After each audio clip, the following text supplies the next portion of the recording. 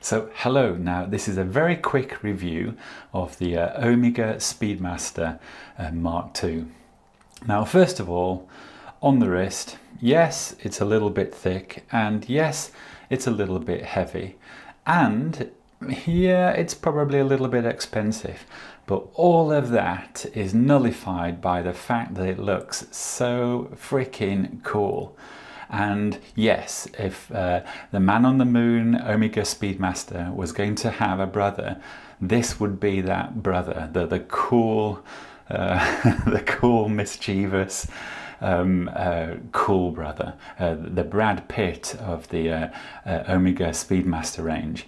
And of course this is the Mark II, and in the 1970s there was a Mark III, a Mark IV, a Mark 4.5 and a Mark V.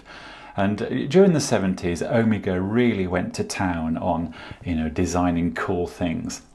And of course, this was released in the early 1970s, and it might have been released in '69 actually.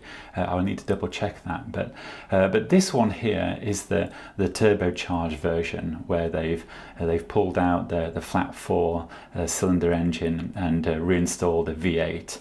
And they've given it a turbocharger, and they've added some technical bits like a silicone hairspring, a column wheel, a coaxial movement, and they've also beefed up the petrol tank, because they've cranked up their power reserve from the 40s hours, I think, to about 52 hours. So this is the Mark II V8 version. And it's cool, it really is. And yeah, like I said, yeah, it's thick, it's heavy. These are getting expensive, but listen to that clasp. Oh, I've already got it there. There we go. I wasn't pressing hard enough. But look at that. How cool is that? It just looks so cool.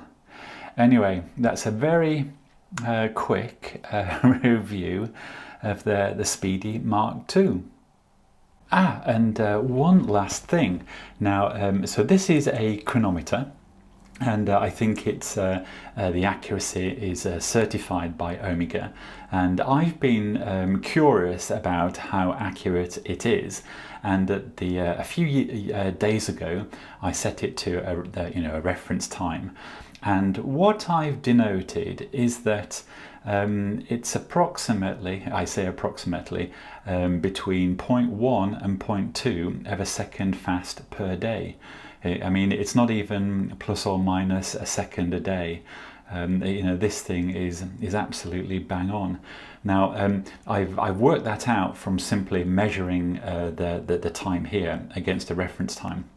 I don't have access to a time grapher, so the accuracy of this coaxial movement is much less than plus 1 second a day, and in fact right now it's absolutely bang on. So I'm so pleased about that, because sometimes you can have a mechanical watch that's a plus a couple of seconds, or minus a couple of seconds per day. But this bad boy is in the realms of it's a sub a second accurate a day, which means that every day the time of it is much less than a second accuracy, which is absolutely, it was so cool. So that's another thing that I'm just pleased about. I'm pleased, number one, it looks so damn cool. Number two, it makes me feel happy. And number three, it looks so damn cool. And that is the the Omega Seamaster Mark II V12 AMG zooked up version, the Brad Pitt of the Man on the Moon Seamaster. There you go.